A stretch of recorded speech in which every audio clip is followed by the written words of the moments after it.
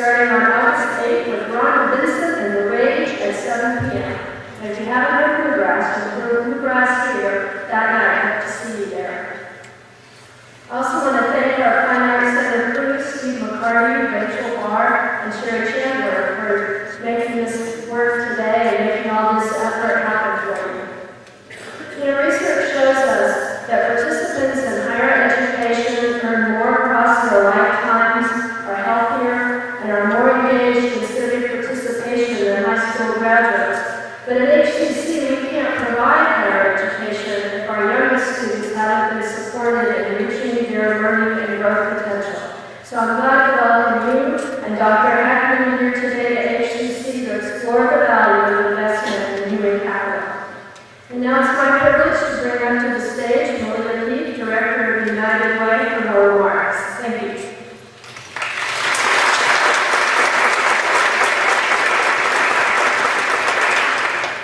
Good morning. Are you all as excited as I am? I mean, how many times do we get a Nobel laureate right here in little Henderson? I'm just so excited.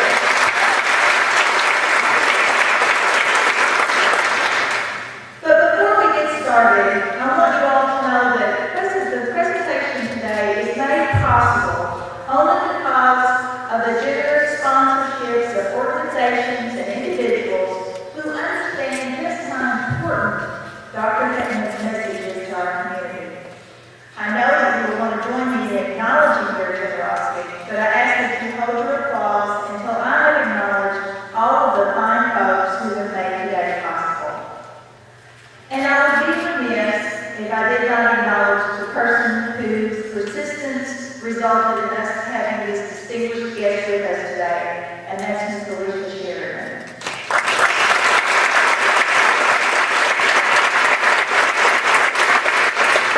I would also like to thank the Fine Arts Center for providing this perfect venue for us to have this presentation this morning.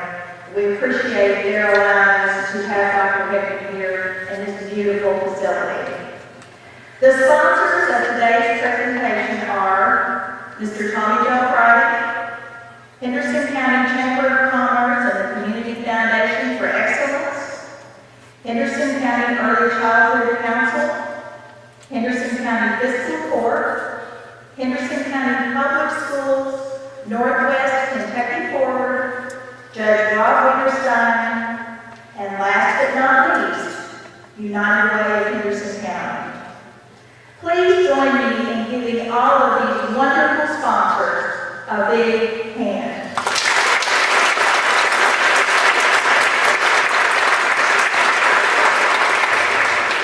And now it is my pleasure to turn things over to Mr. Jim Backus, President and General Manager of Autumn Meadows, who will be introducing our honored guests.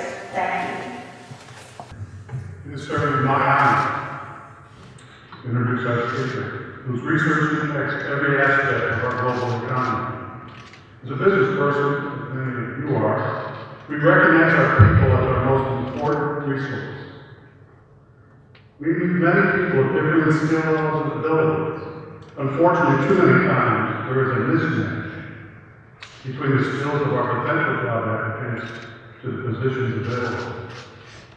To be sure, management and meeting are very important, but we also meet people who have other skills. Skills like creativity, initiative, cooperation, timeliness, self-restraint, and forethought are all extremely important. The second and overlapping skill set go by many names. Self-cognitive skills to the economist, soft skills to the business community, personality to the psychologist, and character to the management consultants. For those who can combine cognitive ability with soft skills, a job will be waiting. Manufacturers who can find these dual-skilled employees will have a competitive advantage. A nation that can purposely produce a labor force that has these skills will increase productivity, which is an essential factor in the success of any organization. The questions then are very straightforward. How do we find How do we enhance? How do we create a greater portion of our workforce that has these skills? What is the developmental path of these skills? What role does education, health, and family play in producing these skills? Do we rely on the traditional family structure to the extent that it exists to help? Can private and public entities do more to help them? Should the effort be targeted? Where in development is intervention most effective? Can it be done in a cost-effective way? How should we prioritize competing programs? And what is the quality of the research supporting these ideas? Henderson is fortunate to have here today someone who has the answers to many of these questions. Through the use of data and rigorous analysis, our speaker uses, quote, scientific method to pursuit of the public opinion or concerns, unquote. His recommendations are shaping public policy throughout the world. He is an author or co-author of over 280 articles and several books. He is the Henry Schultz Distinguished Service Professor of Economics at the University of Chicago, a Nobel laureate in economics, and an expert in the economics of early childhood development. Ladies and gentlemen, it is my pleasure to introduce Dr. James Heckman.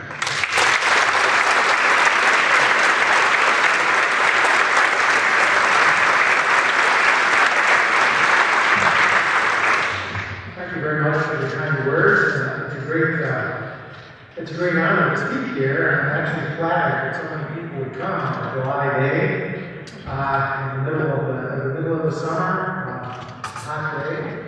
Not a day, really a business day per se, but nonetheless, people here are obviously committed to social policy. And I want to talk a little bit about the work that I've done and that others have done, and what I think is a way to think about is a life cycle strategy for promoting what I call capability. So let me just get down to business and define what I mean by capabilities. It's already been discussed. Some aspects of personality, self-control, the ability to help, how well you solve problems. But I want to use this notion of capabilities throughout the lecture because they really are the capacities of individuals to function effectively in life. So my message today is very simple and it's very intuitive. And virtually everything I'm going to say is captured by notions that mothers and mentors matter, and that mentoring and mothering matters indeed.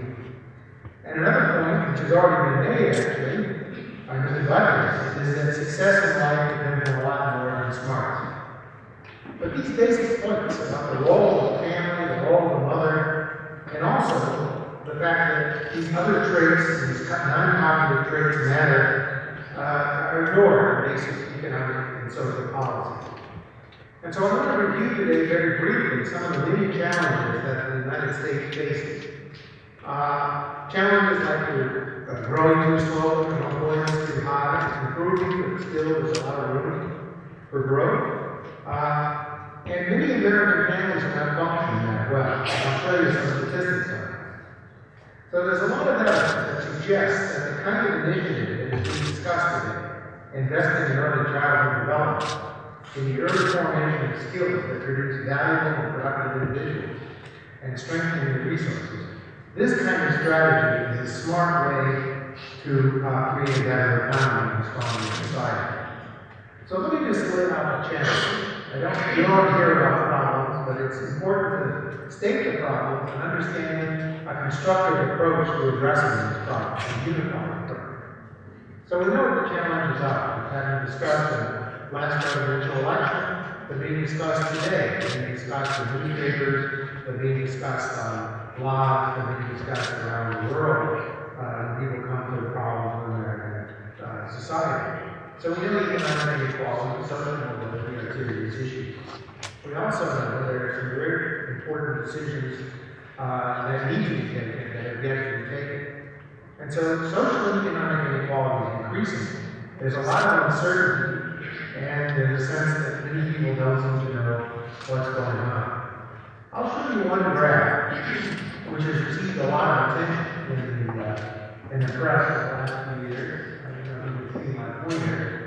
But this is the graph of the 10% versus the 1%. So if you look at, and this is household income, if you look, for example, at the top 1%, and you look at the growth rate from 1980, the top 1% of the income distribution really has taken off, and it's diverged to the rest of the income distribution.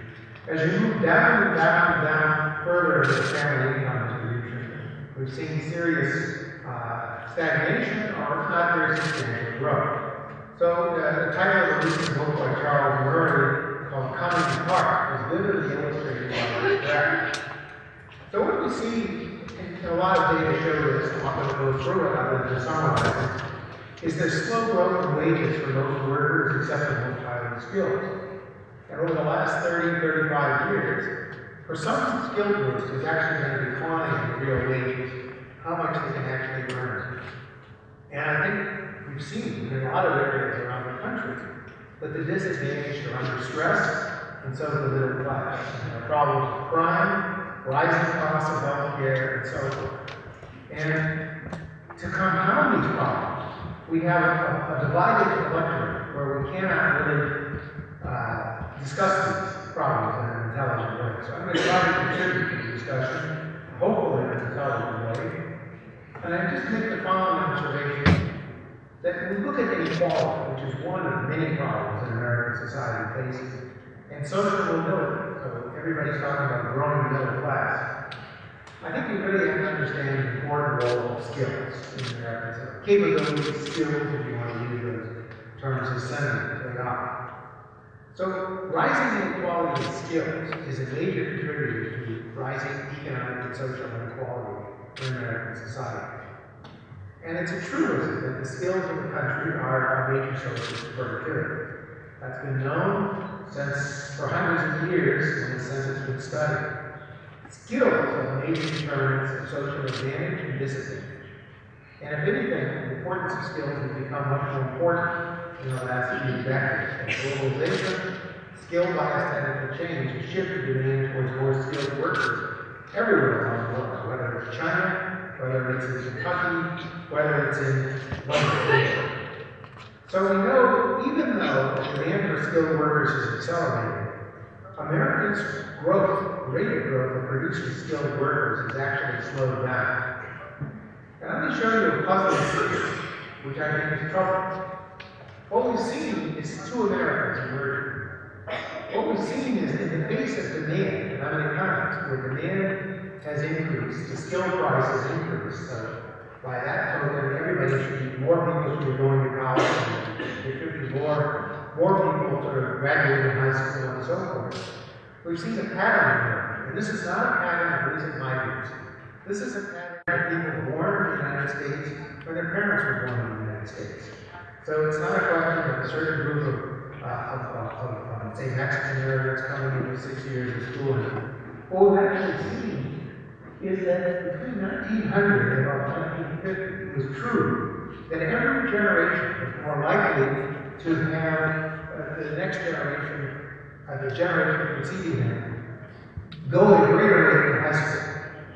And what we've actually seen, starting from people born around 1950 and 55 and so, that basically the high school graduation rate is stagnating, and if properly measured, has actually increased in the last 20, 30 years.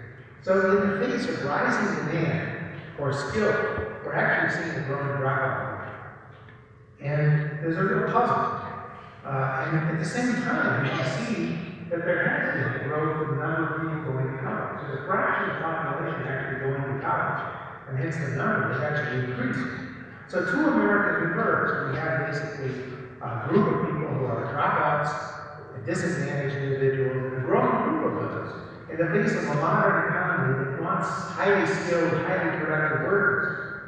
And at the same time, we have more people going to college. That's the sense in which we're starting at two Americas.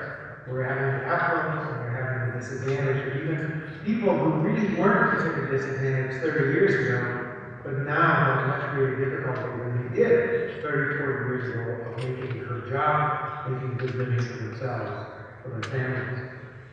So what we've seen then is this polarization. And there's also been a concern, which I think is properly placed, that if we look at the persistence of income, the role, the correlation, the way the father's income predicts the son's income, the child's income is predicted by the parent's income.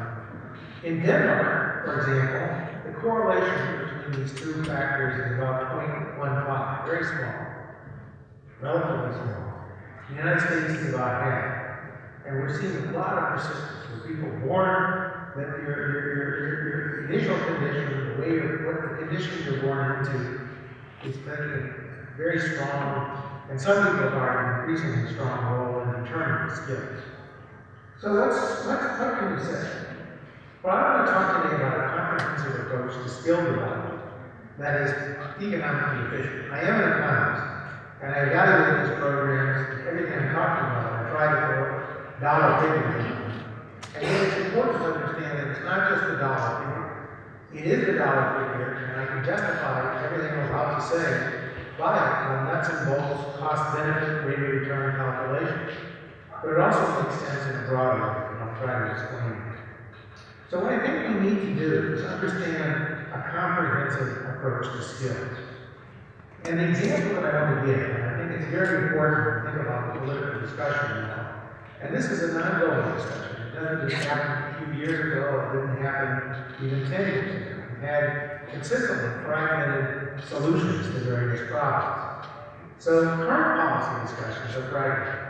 So for example, it's very common for people to say, if you want to reduce crime, you can hire more police. If you want to promote skills in the workforce, build more schools, hire better teachers, and try to raise the test scores of children. If you want to improve the health of the population, build more schools, hire better teachers, raise test scores. And medical facilities play a big role. For teenage pregnancy, conduct pregnancy prevention programs to reduce inequality and cash transfers. So it's fragmented.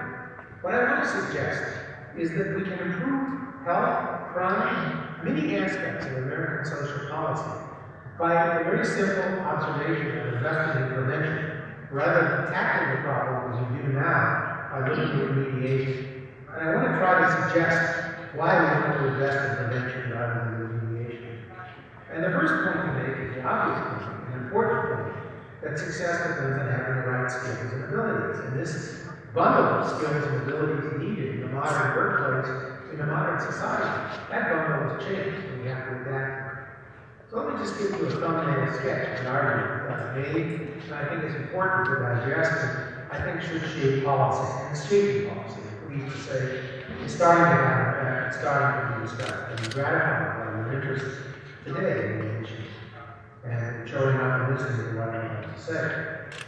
So we know that low levels of skills are major producers of social problems. We have to understand it. That's point one. Skills matter. But skills are multiple in nature. We have to understand that current public policy discussions frequently focus on test scores. I can't imagine the country is all that different from many other states, or that Henderson is that different from other parts of Kentucky.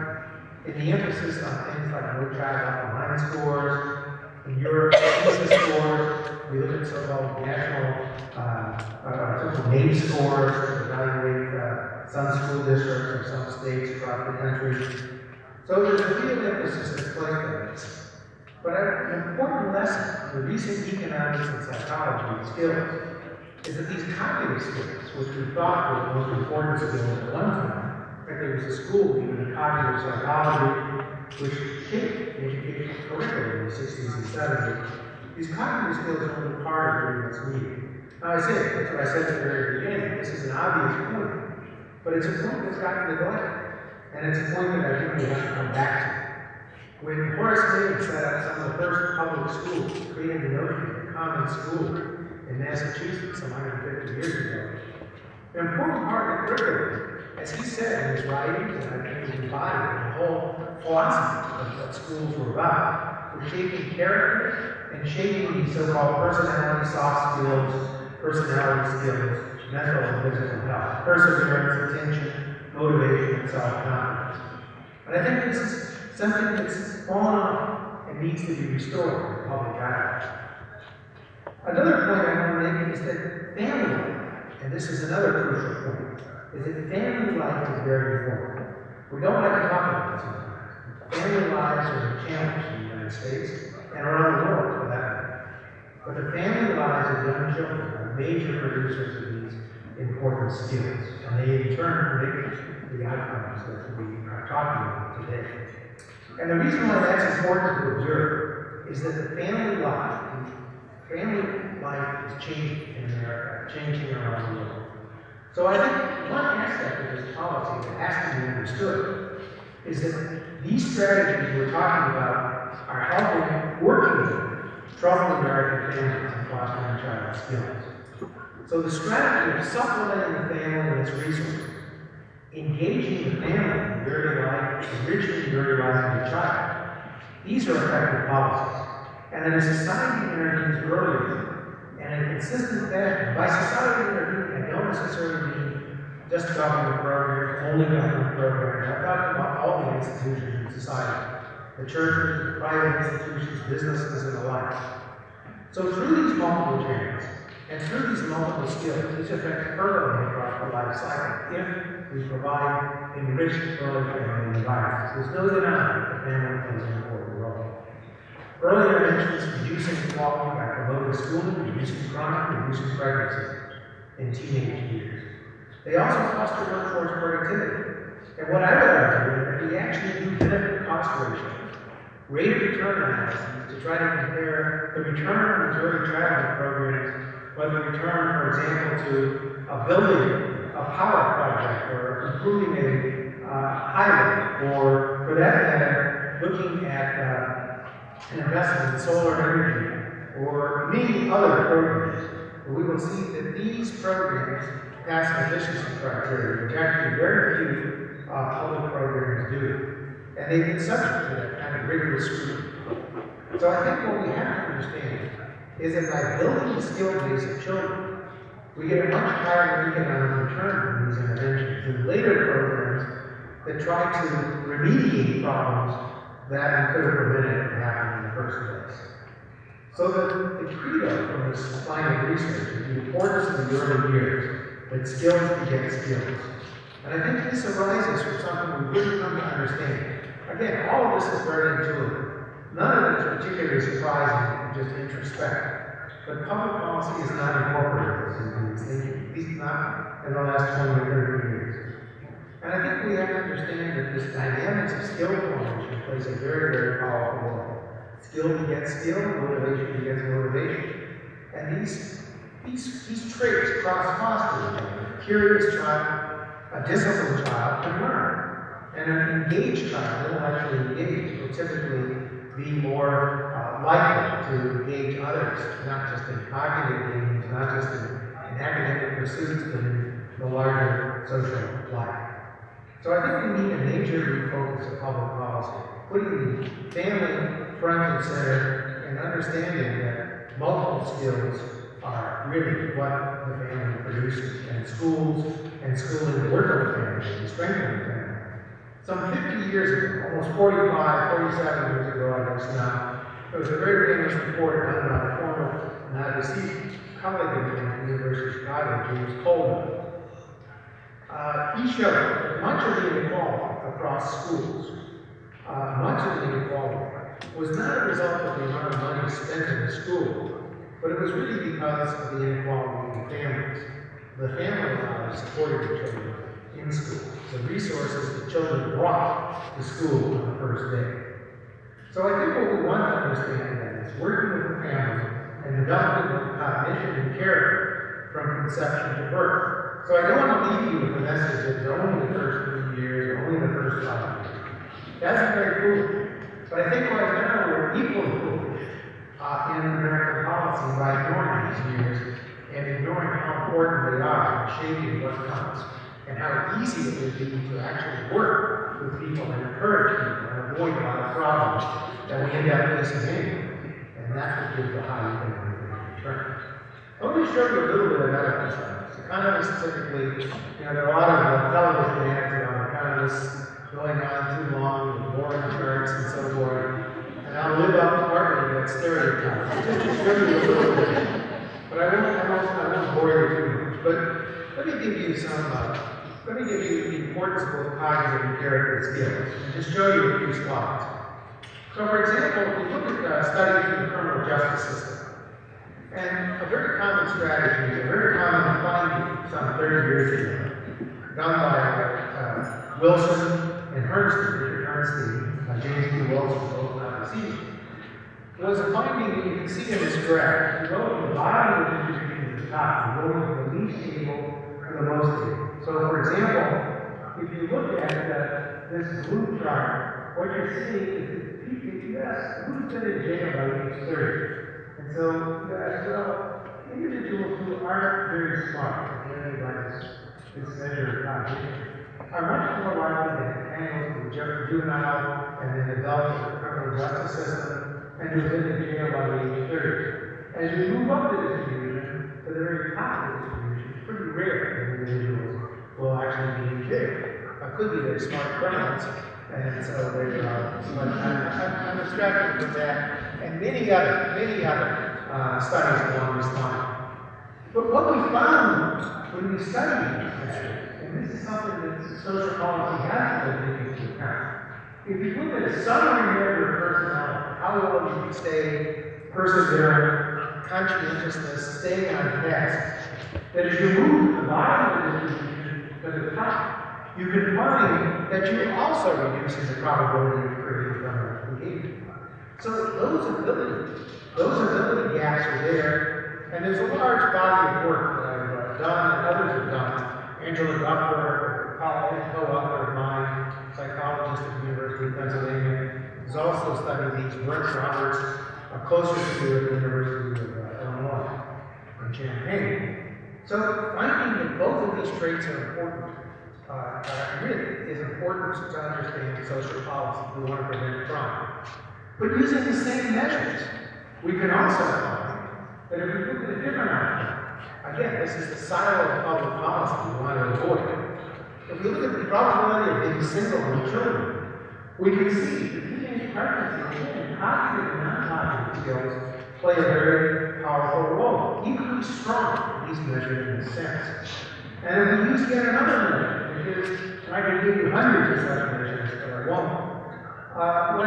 If you look at both the cognitive skill and the non-cognitive skill, and look at what determines who graduates 4 years of college, you can see that they're equally strong. Both are very strongly predictive of college attainment. So the key message is that these same skills are producing many behaviors: social trust, participation in voting, talk behaviors, a number of skills, are all producing a variety of behaviors. So instead of thinking about a criminal justice policy that's for the Justice Department and a health department that's for an agency that only looks at health, we need to think more broadly about developing skills. And I think it's the strategy of developing skills and these abilities. It's an important way. Now, one thing that's really important to understand is that 30, 40 years ago, there used to be the view that IQ and a lot of these characteristics I'm discussing were more or less genetically determined. That there wasn't much we could do with it. That literally IQ was heritable, which it is, and it is basically only determined by heritability, and there's nothing social policy could do about it. Same thing was said about personality. Some people were born good, born bad, and so forth. We know that particular line of reasoning is incorrect, but we've come to understand that that's actually important, that we have an important margin of social policy to create skills and abilities. So if we ask also the question about how we address the problem of income inequality, there's a lot of emphasis, and it's true in religions around the world, giving alms to the poor, redistributing to the poor.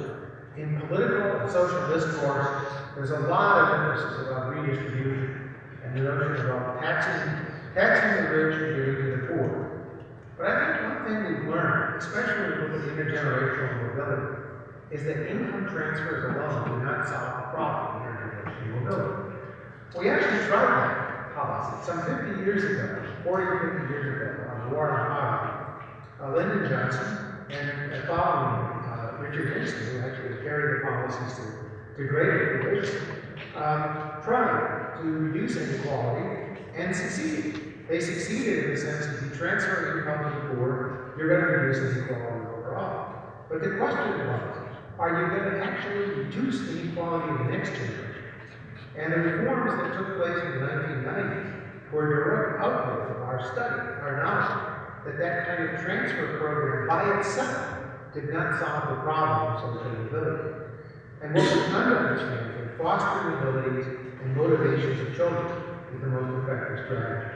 So the kind of message I want to leave here is a notion that instead of thinking about redistribution, we know that in the last round of elections, a lot of individuals on one side of the aisle and the other were talking about redistributional measures. And some people said it's class warfare, various kinds of groups.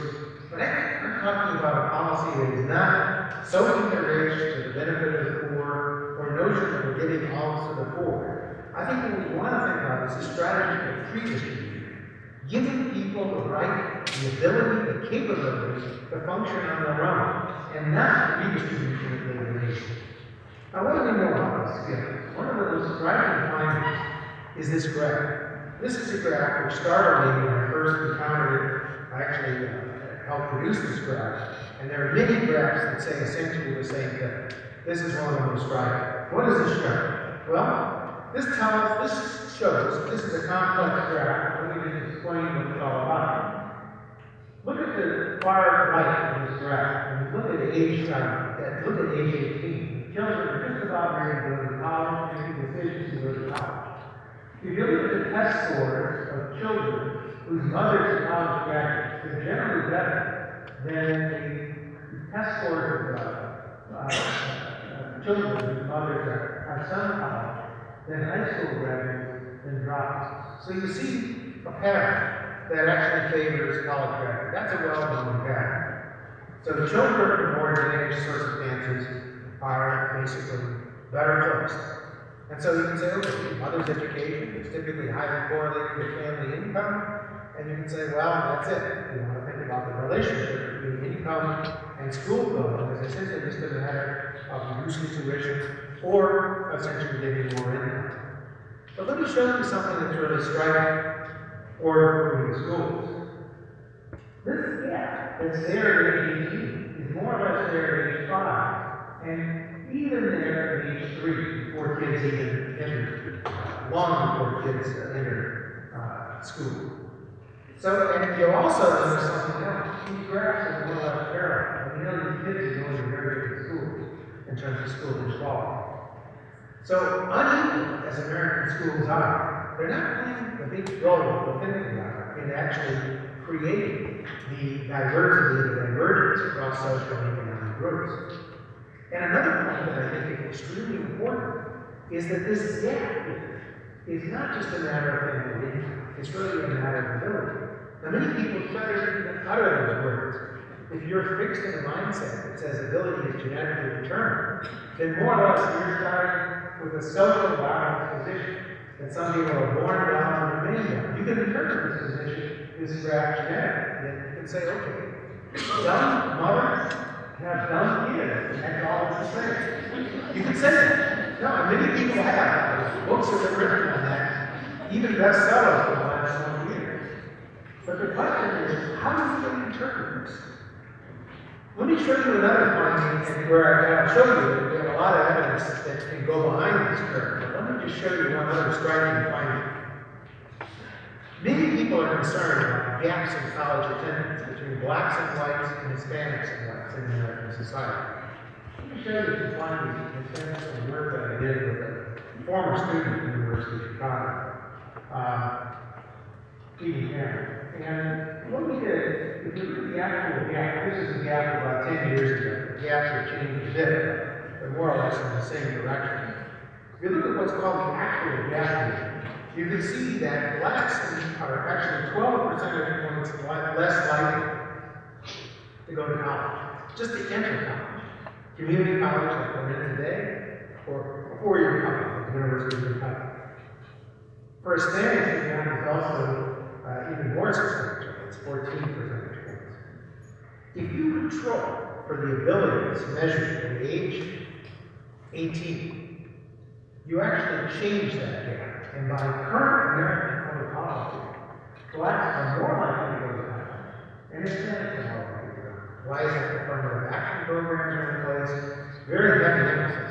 There's been a huge emphasis of saying what we need to do is make college easier, or admission to college easier for various minority groups.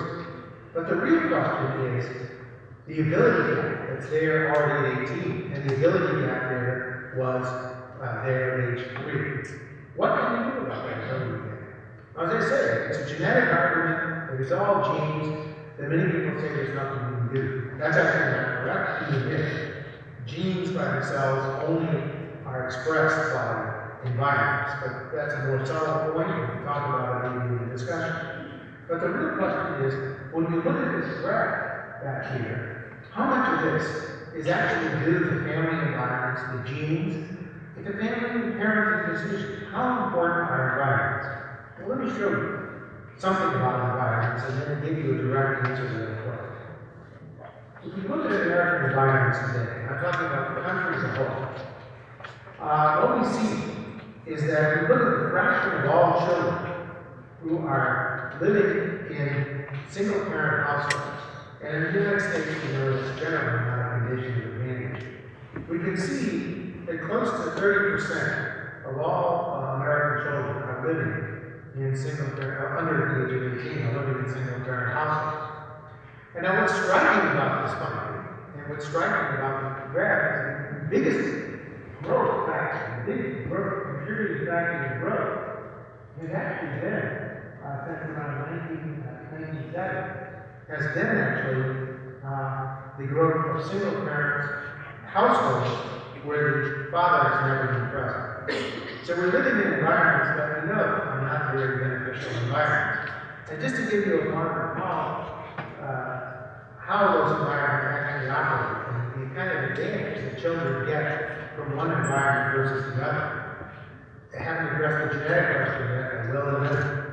But if you look, for example, a famous study done some 18 years ago in Kansas, public 18 years ago, by Betty Hart and Elizabeth, you looked at this question about what was the typical child here in a family where the parents were on welfare, in a working class family, and a professional family. That kind of more or less reactions to what I was talking about before.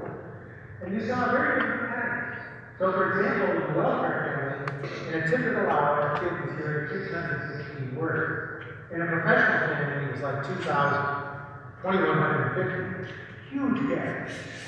And even more striking in some ways is this gap in the nature of the interaction between the parent and the child.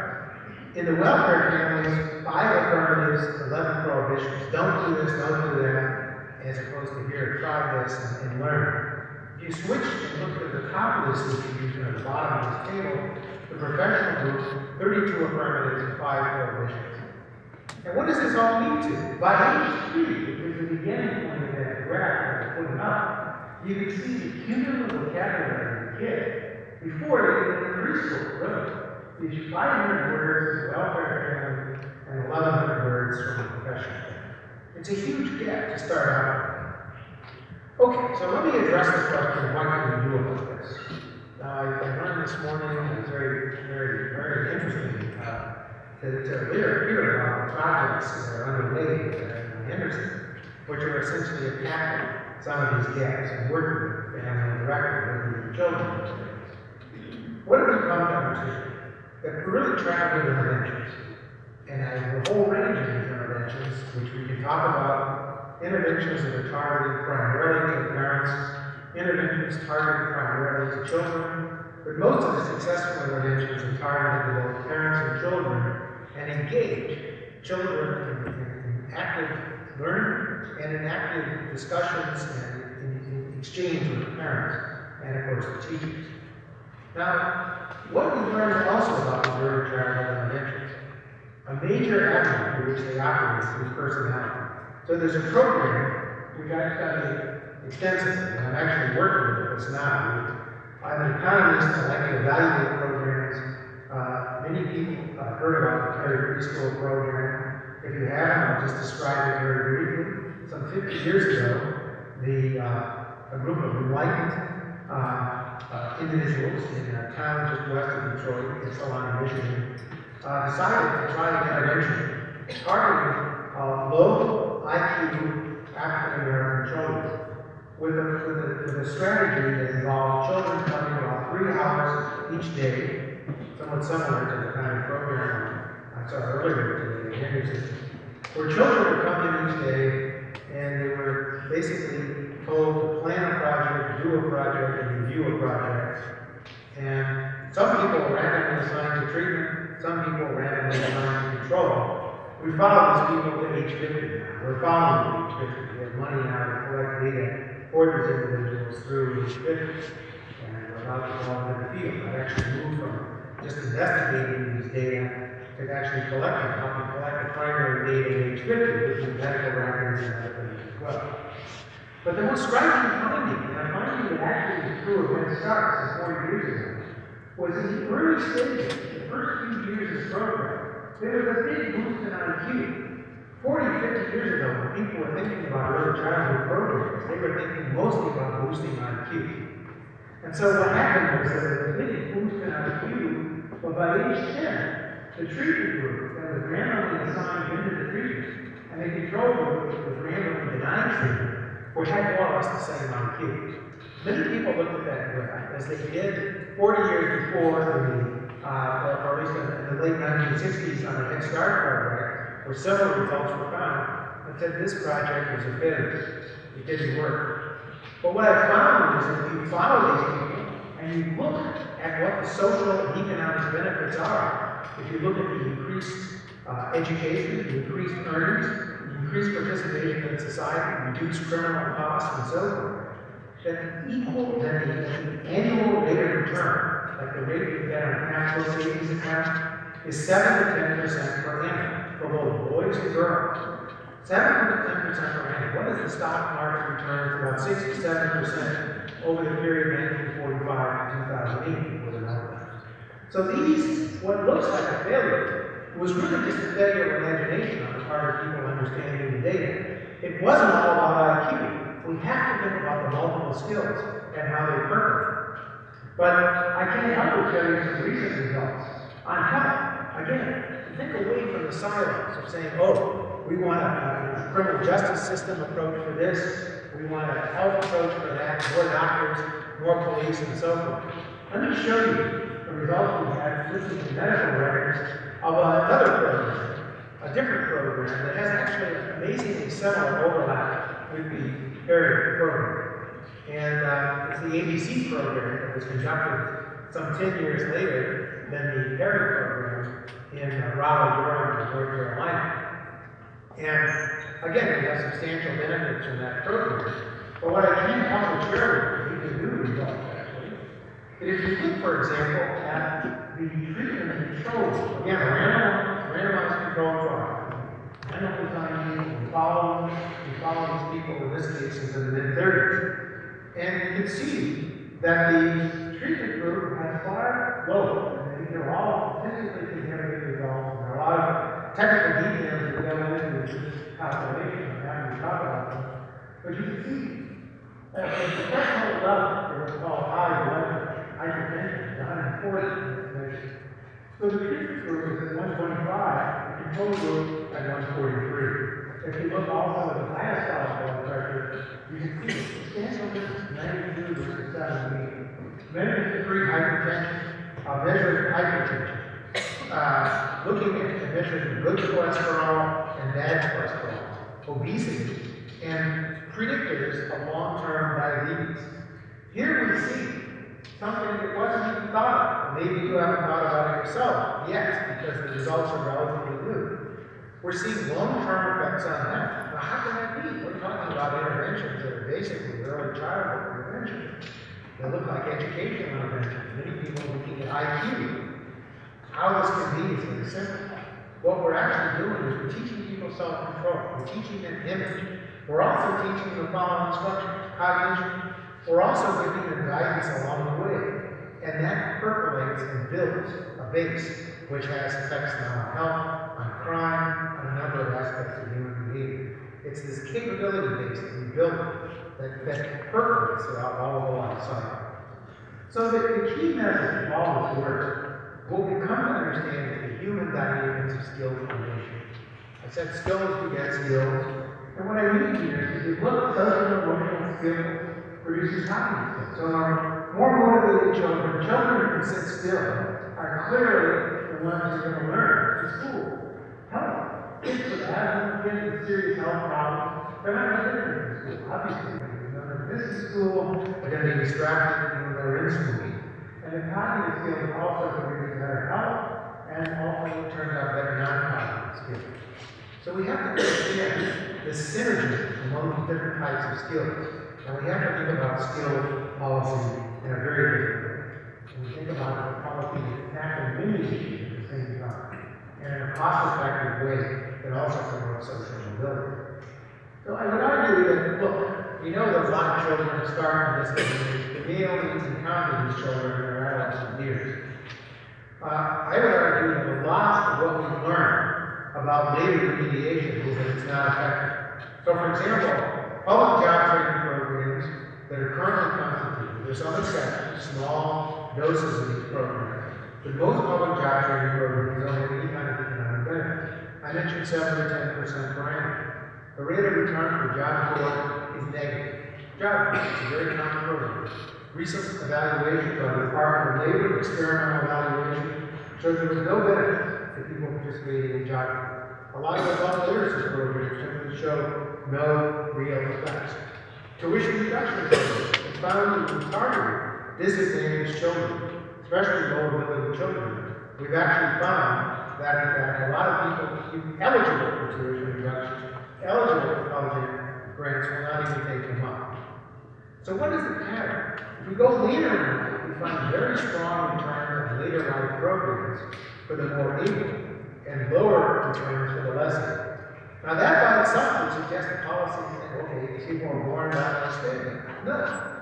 I think we have to understand that we build a skill base that makes productivity. We can make those children who are born into disadvantage benefit from these programs later in life.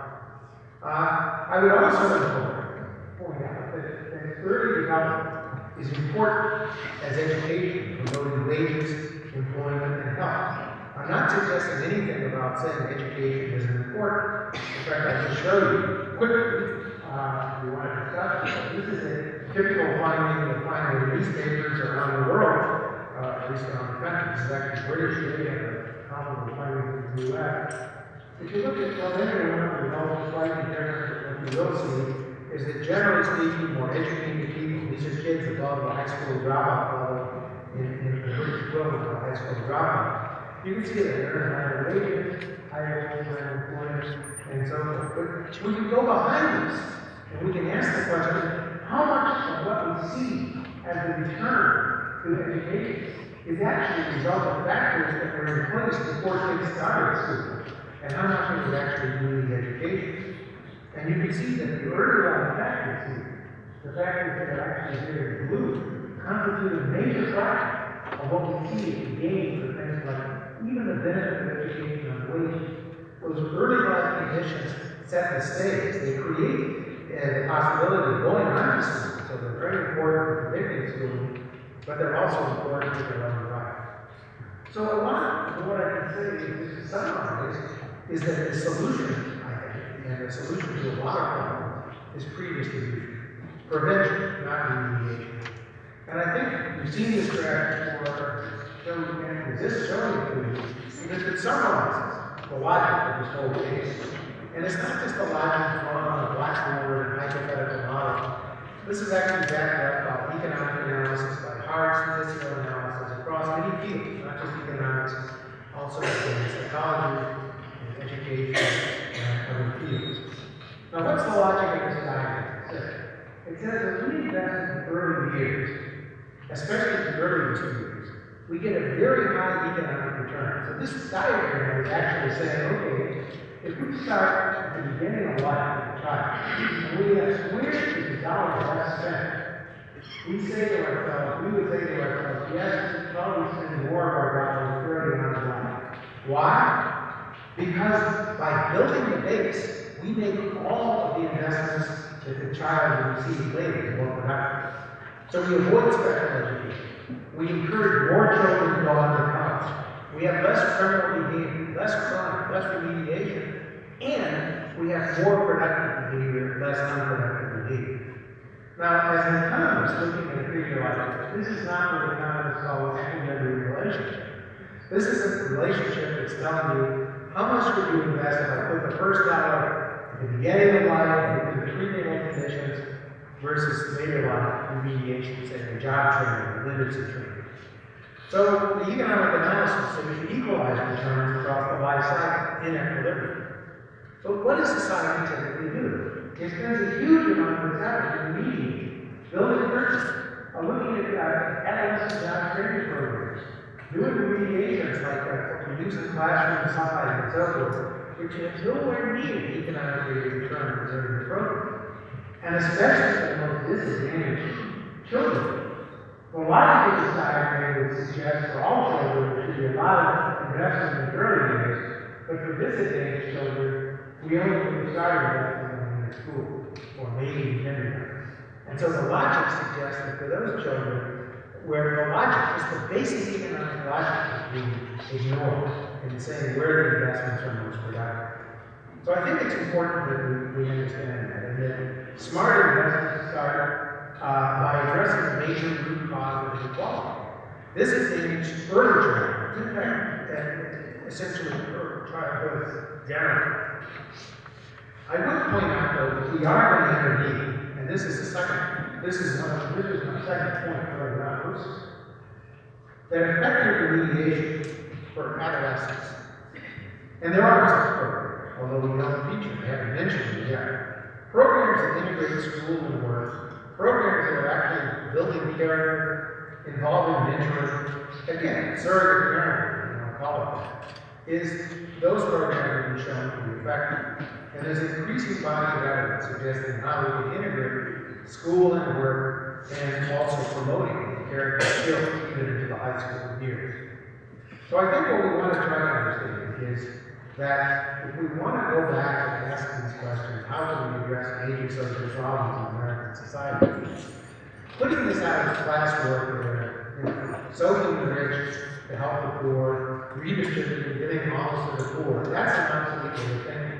It just is not based on any real understanding of what's economically efficient and what's also socially fair and what would actually be just in some sense. We just took a pure notion of what social justice would be.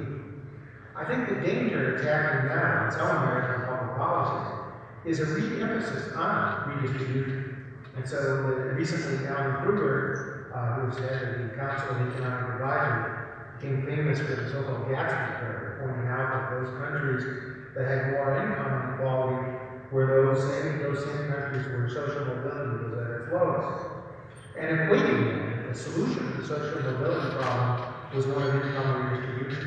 I think that's a mistake. I don't think that income redistribution can play a role, but it's not the major role. I think all the evidence points to the role of early investment in the skill, pre-distribution, in developing the human capital, the foundation for effective social mobility programs for growing the middle class, and it's pre-distribution rather than redistribution, which should be our emphasis. So thank you very much. I look forward to the discussion.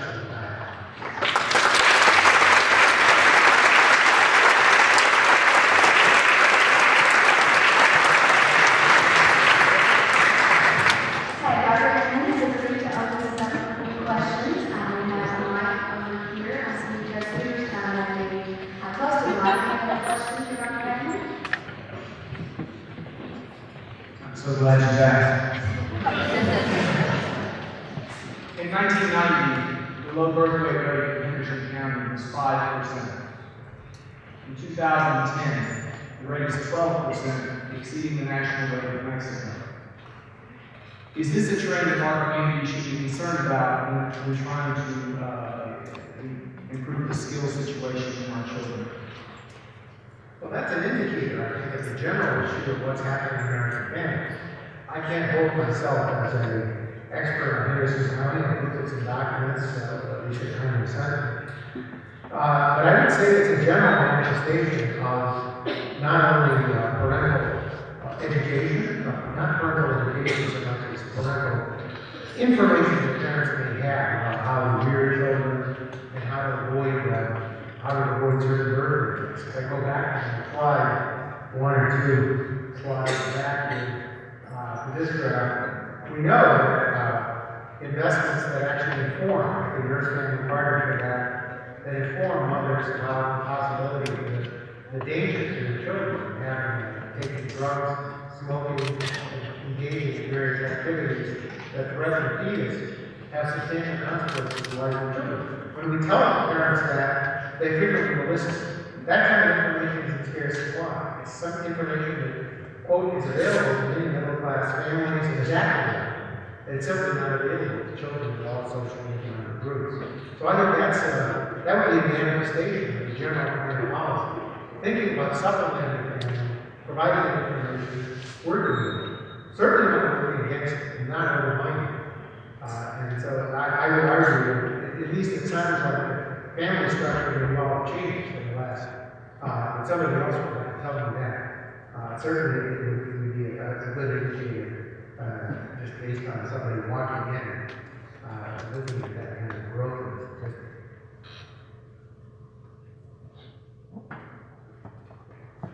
Do we have any further questions?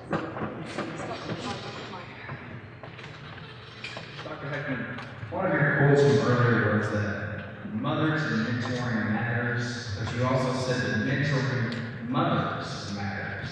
Did you ever do any study about the return on investment in investing in mentoring mothers and what kind of effect that would have? Yes, this gets back to what I was saying earlier. In the Nurse Family Partnership Program, in programs, something called the Triple T program that originated in Australia, and many other programs, what we found is, and what many people have found, these are travel development experts, but also looking at economic and statistical evaluation of these programs. What we found is some basic ignorance on the part of parents. I don't think it's willfulness. I don't think it's malice. I think it's literally certain kinds of parenting practices that many middle-class families might know and might practice simply aren't available or aren't practiced with children. And then actually providing that kind of information, giving them the resources. And I don't mean just money, I mean really talking about what a good advice would be, how you raise a child, what stages of development to look for, what goals to expect with your child, how valuable it might be to interact with a child. That's a scarce resource. I mean, there's a famous economist, now long deceased, Dennis Roberts, a Scottish economist, really another generation. But he said, he pointed out that in society, one of the scarcest resources is love. And it is. And especially, and in this case, I'm not suggesting that parents mean ill for the child, but they don't have the tools to express that love. And therefore, it's as if they don't love the children. They're not really providing the environment. So, yes, we can. Mentoring is extraordinarily important. Mentoring, whether it's when the child is at a very early age, or when adolescents in high school or college deciding whether to continue on. That kind of encouragement, that kind of interaction between the parent and the child is a hugely important thing. And the structure of that is really taken too lightly. These things are all viewed as kind of, have traditionally viewed as too soft and fuzzy for economists to worry about. But they're not too soft and fuzzy. And they have real data, and it changes the behavior of the parent in a beneficial way of the child. So I do think these programs, these knowledge programs, like David Old's Nurse Family Partnership Program, has been evaluated and has demonstrably improved the children's outcomes in the sense of providing a richer parenting environment. Just giving the parents the tools. They can act on it, they can ignore it, those parents act on it, and act on it in a beneficial way. So information is a scarce resource. Good afternoon, Dr. Heckman. Earlier you said that high school graduation rates have stagnated over the last 25 to 30 years. Yes. In Kentucky, the legislature just passed, and along with 50% of the school board, so it's now law that high school dropout rate is now 18 instead of aware of anything that would indicate that would increase our high school graduation rate? And I think your point was to lead this to more highly skilled workers, because that's what we're in need of in America. Right, but you see, if you think about the skill development process, I mean, we know that some of the best predictors of who stays in high school or who does not. I mean, I showed you who graduated college. Some of the statistics would have been available by telling you who graduated from high school. These skills, these cognitive, social, and emotional skills, and soft skills, and these cognitive skills are both very important. Perseverance, persistence, what Paul Tucker, a recent book calls grit, Angela Duckworth calls true grit. Various names have been given for this over the years, but this perseverance and conscientiousness plays a huge role in whether people finish anything. And I think that's what we have to understand, that these are traits that we can teach children, that we have the capability to engage them. Parents are teaching the children these traits, and we can work with parents to enrich their environments for producing these traits. But at the same time, we can also work directly with the children. And so the notion that somehow these traits, these skills, we use the word trait, I do not use the word skill. These skills are things that can be acquired and that we can operate. So we can affect the high school dropout, but I think the way we do that is by making people able to benefit from high school. How do we make them able to benefit from high school? By giving them the abilities, the skills, the motivations by the time they enter high school, and by the time they enter 8th grade, and by the time they enter kindergarten. It's going back and back in the life cycle process. So all along the way, there's a valuable role to be played by these educational institutions. But again, yes, the high school graduation rate is getting worse. It's deteriorating in many parts of the country. I don't know if Henderson, Kentucky is by far the worst. There are places like in Springfield, Massachusetts, where you have 40 to 50% high school dropout rates. This really impairs industry. But the question is, what does high school do? And why is it these kids are dropping out? A lot of it has to do with family structure. A lot of it has to do with support. A lot of it has to do with disability gaps. And these are things that can operate. They're part of social, they should become a part of social policy. An active discussion on what public policy is all about and why we should pursue it. So I do think that when you think about the high school graduation, it's an important issue. It's an important issue, but I would just connect all the dots, literally. Connect the dots, not just across this life cycle graph, but understanding it, because skills beget skills. If we give the child early on a very good start, and we continue to start, it'd be crazy to think we only stop at 0, or at 3, or age 5, or any particular point. These skills build on each other, reinforce each other. But the thing is, a lot of what American education is about now is prevention, remediation, it's curing, trying to cure a problem that we could have prevented. And I think that's true for high school graduation. It's also equally true for the crime rates, equally true for teenage pregnancy, for health problems, a wide variety of problems across American society. I think that's the important thing.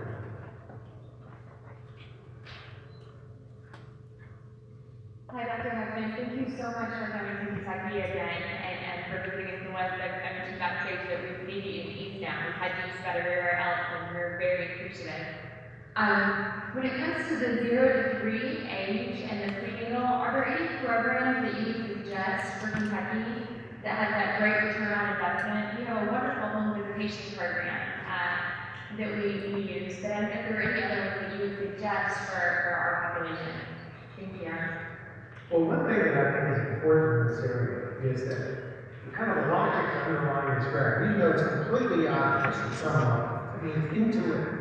I mean, you can go back and read the Bible, and you can read all religious and social texts going back centuries, and talk about the wisdom of the family, the importance of the mother, the importance of all these traits, self-control, perseverance.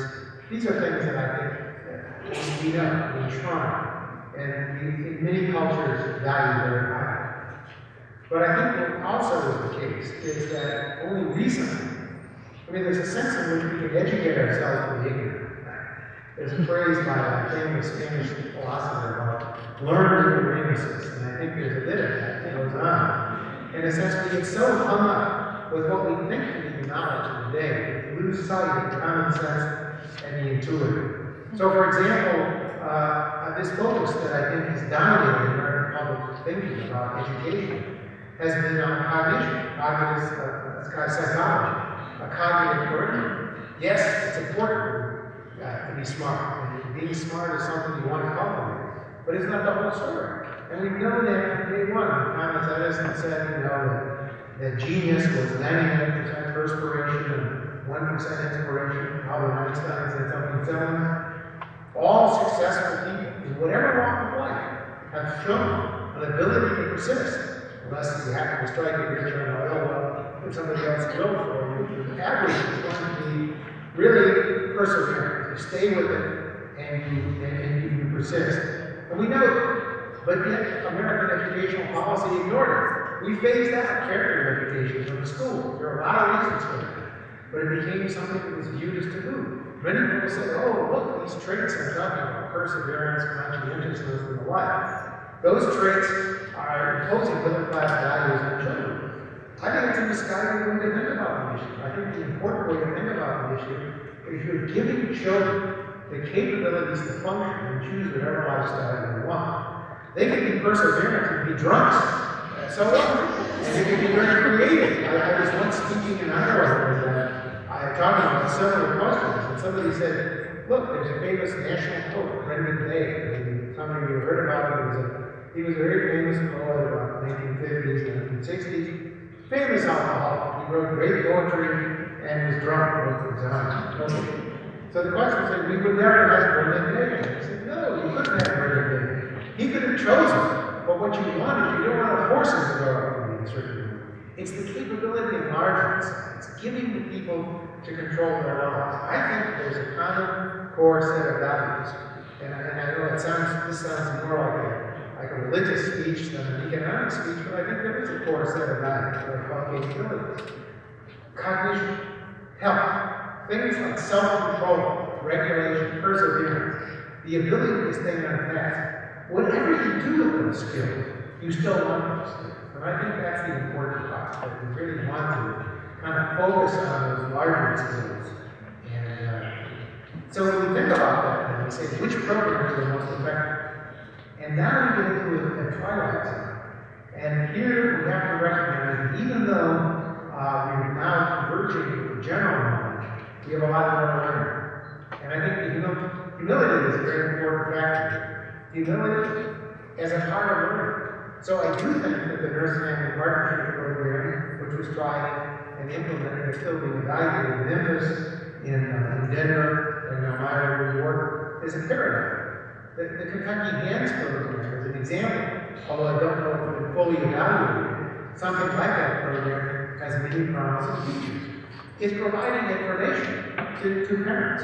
It's telling young girls, many of these teenage mothers are very young teenage mothers. We have 13, 12, 11-year-old mothers in Chicago.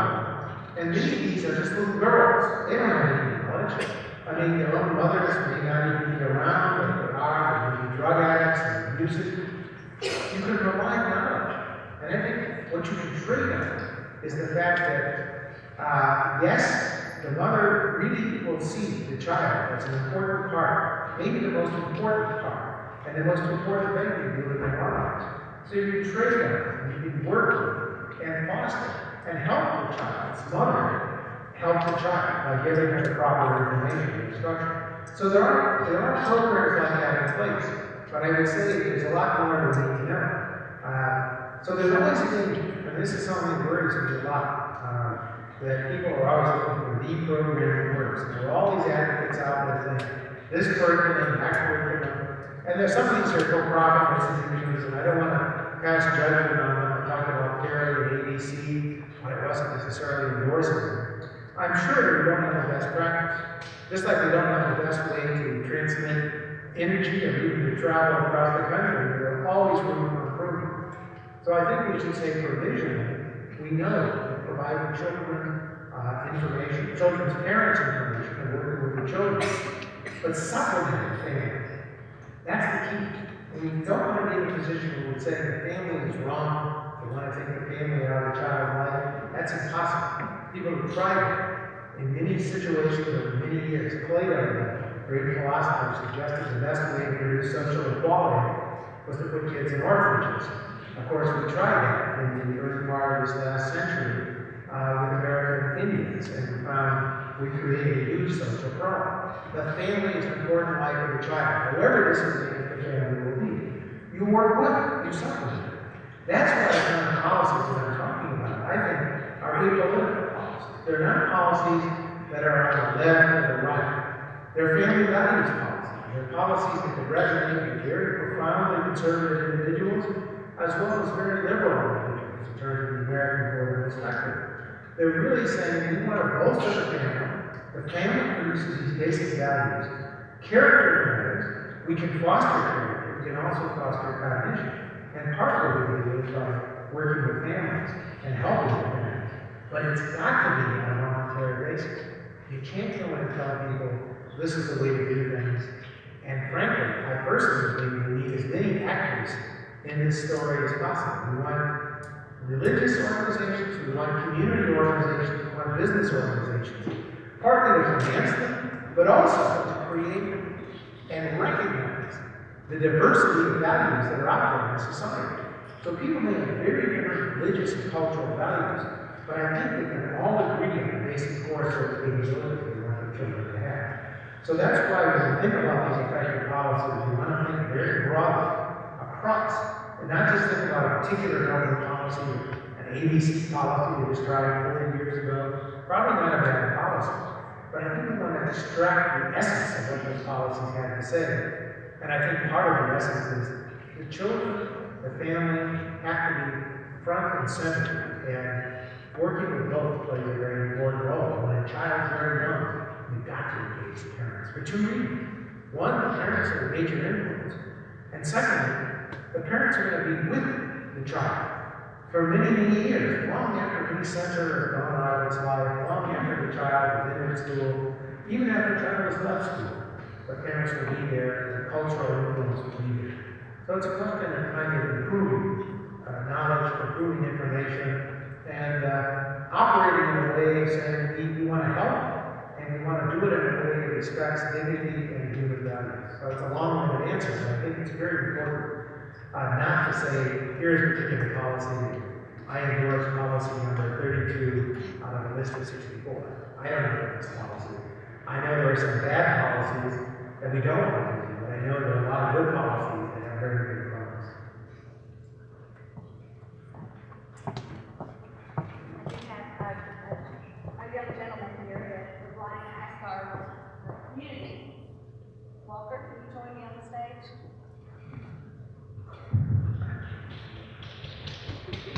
What do you have to say to our people here today? Invest in me. Miss Kate, can you come on out? Come on, Kate, out here. I say to our community. I think we have one more that would like to talk to our community. Miss Layla.